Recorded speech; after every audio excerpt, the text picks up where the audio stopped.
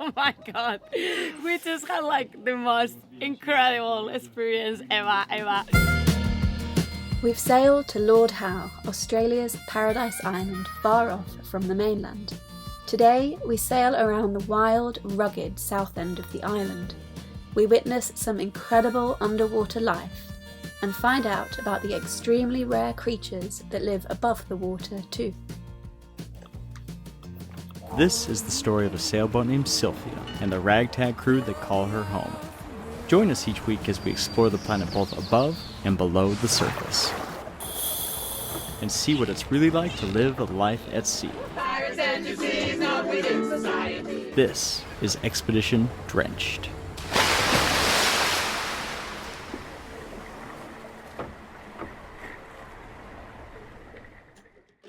Ricky, what are you doing? Tell us what you're doing. I gotta get ready to scuba like real quick because our anchor is stuck. So just quick. Yeah.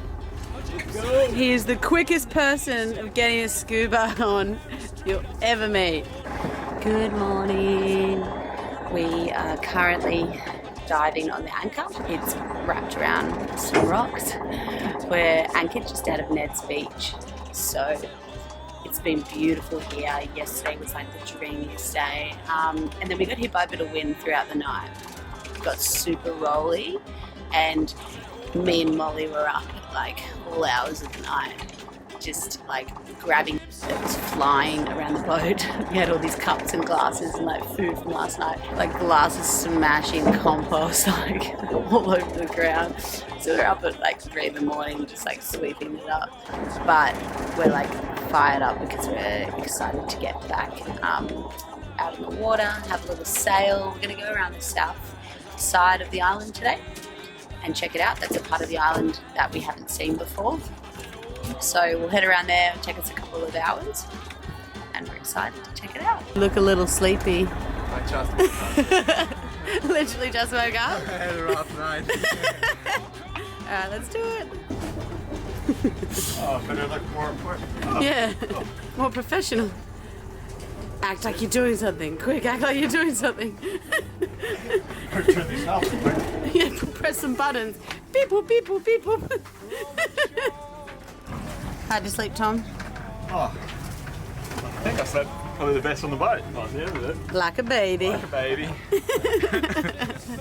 How come you got to have such a good sleep? Double mattress. Oh, stitch up. What's happening, ST? We are kind of full sail. We're going back to the old mooring. Yeah? So we're just like pulling up all the sails.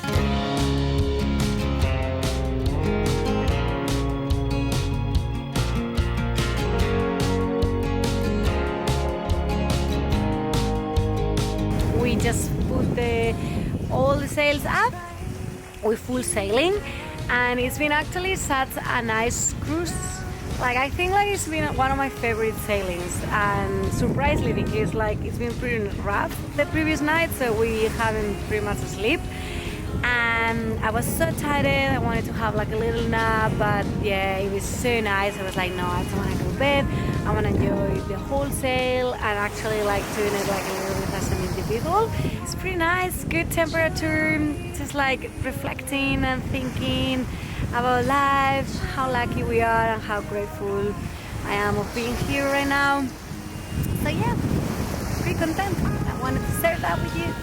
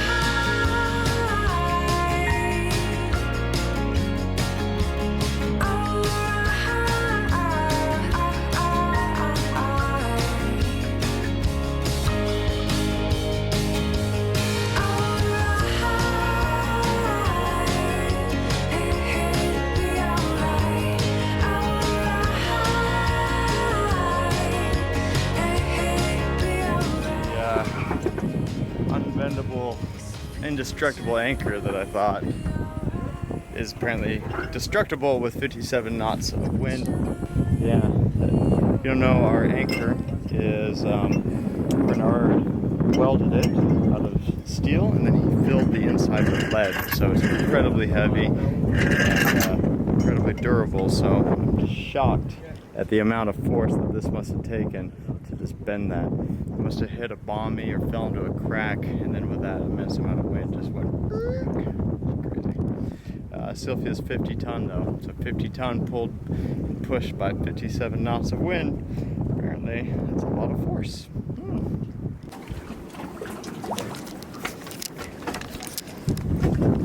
So today, me and the boys, we brought up the bent anchor because, as you can see, it's really bent, and so we swapped it over with a good anchor. And now my job is to get rid of the rust on that anchor so we can store it, because if we wouldn't do that, the rust would just go on the decks and it would look really, really bad. So we're gonna get rid of the rust and paint it again, and then we can store it somewhere. My gosh, that was the coolest underwater experience I think I've ever had. Esti points to me an octopus, and we're sat there watching him, and then he starts to swim away and hides in this cave. And so we're watching him inside the cave, and Esti's watching the one inside the cave, and I look over, and this other octopus has come and sat right next to us, in between us, and he's just in the middle. And then we look back at the octopus inside the cave, and all of a sudden they start mating, and like the big octopus is consuming the small octopus, and it was just the most wild. Oh my god, I feel like David Attenborough right now. Like sat there watching this natural scene. Oh my gosh. Did you film it? Yeah. Oh, cool. Watch it here. I love you, Madeline.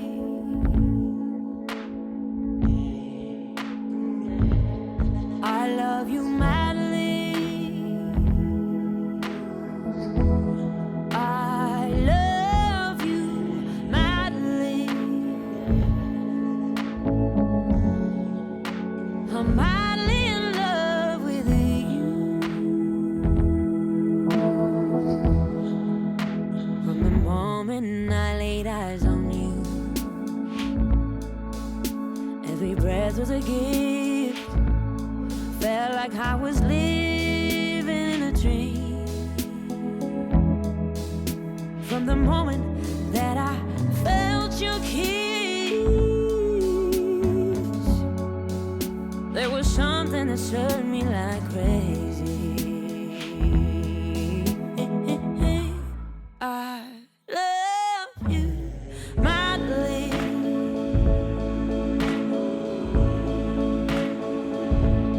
I love you, Madeline.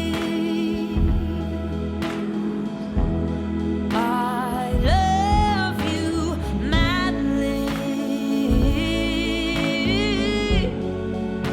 I'm madly in love with you.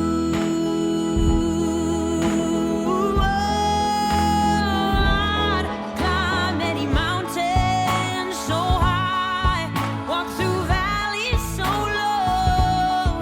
Oh, there's no place I wouldn't go. No, no, no, no, no, no. Oh, I'd go through any torture. Oh, our love knows no borders. Go through heaven and hell, hell or high water for you.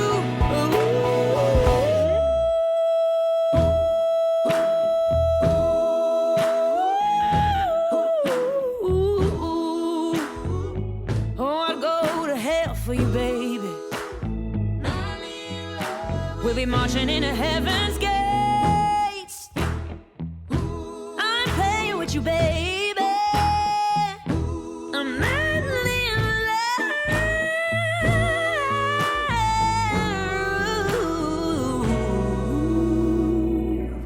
I love you, madly.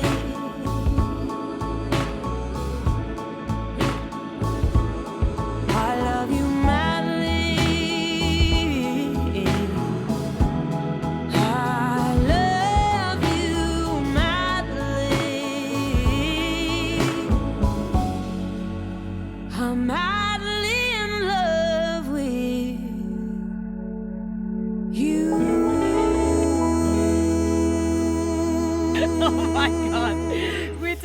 like the most incredible experience ever. Beautiful and scary at the same time. So I spotted like a little octopus, like he was hiding in a little rug. So I called Nate. Nate came. We were like watching it, like videoing. Super mellow. Then we left. Then I called Amy. We went together, and then suddenly, like the octopus, he started like to go out from the little rug and started like swimming. First time that I see like an octopus swimming, and then see higher in a rock, like in a cave. And then like Amy and me were just like watching, like she was like getting all the video things ready. We were just like staring at the female one like inside the cave, and then suddenly I could see like the female was coming towards us, and Amy was not watching, so I was like, Amy, and then by the way, like she was trying to call me, and then like a massive thing, like a really big thing, like black brownish, I don't know what the color was, so Huge male octopus. just like a male octopus went into the cave and just like grabbed the female, so And like wrapped her like inside literally, of his yeah, tentacles, like kind of like consumed. hiding, like see, he was hiding it. So Thanks you for reenacting you that octopus voice. you didn't even Like know. this. Hey, suddenly you could see the female anymore. So it was just like the big massive male with a female inside, and it was a moment where we were like, what is going on? I didn't even know if she was eating it or like they were going to mate. And But what had happened is the male had seen the octopus swimming into swimming, the cave, mhm. and the male had come and sat in between Esty and I, waiting for the opportune moment to like go into the cave as well. And then when we looked at each other, that's when they all. He just like flew and just like literally jumped and grabbed the female, and then like see the male was like getting bigger and bigger, and then he started like shaking, like and at the same time that he was shaking, he was changing the colors, like from really brownish, and then he was turned like- white. He was white in one stage, and he was looking to us as well, which was like really scary, intimate, and everything at the same time. Such a wow. What do we have here? The Lord Howe Island phasmid. When they're adult, they go black. Wow. They're nocturnal. Yeah, so they come out at night. When they're nymphs, they're bright green and they're diurnal, which means they come out during the day. So this stick insect is called the phasmid, and they were thought to be extinct. They've got a really interesting story. So about 100 years ago, a ship wrecked on the rocks just on the north side of the island, and during that crash, Yes, me too, yeah. during that crash, when the ship wrecked onto the shore, all the rats that were actually living on the ship at the time escaped onto the island. Ooh. And what ended up happening is they ran rampant and they killed heaps of the endemic native species here. So just in this time, in this last month that we've been on the island, they finally had 100 days without any rat sightings, which is an amazing achievement. But that's a story for another time.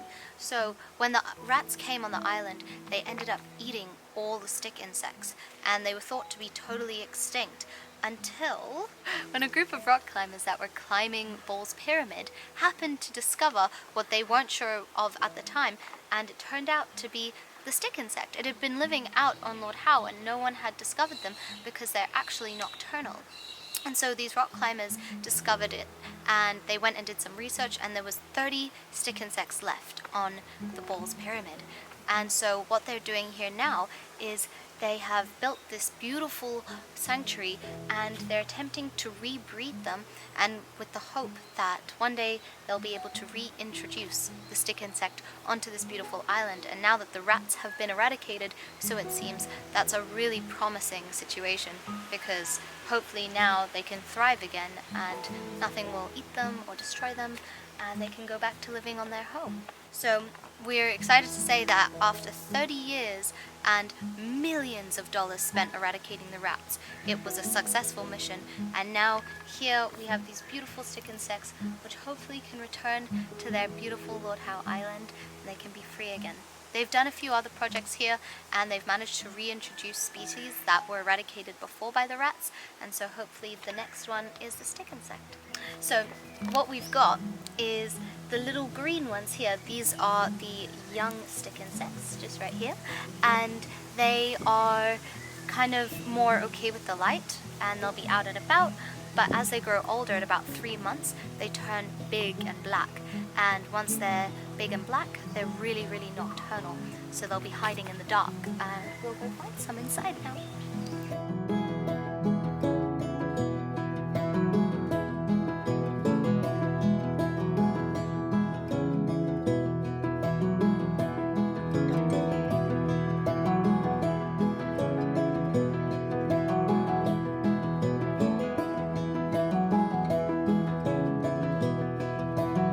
So, rehabilitating species. I have one on my foot. Hello, little guy. Rehabilitating species can't be easy, and apparently they can get a disease in their mouth. It's a bacterial infection, and in the past when it's got really hot and they've got really stressed out, it actually ends up killing them. So hopefully this round is successful, and they're doing such a great job here. So hopefully one day we'll come back to Lord Howe. What do you think, Esty? And we'll see them running around freely. Yeah, actually, all of those that you can see here, they are just born from 2 of the animals that were collected in 2003 in Ball's Pyramid. So now they need to go back to collect like some more animals so they can keep growing then and keep like making some more researches. And cross their genetics. And cross the genetics, yeah. It's so interesting. Next time on Expedition Drenched, we keep on diving and get the boat ready for a new adventure.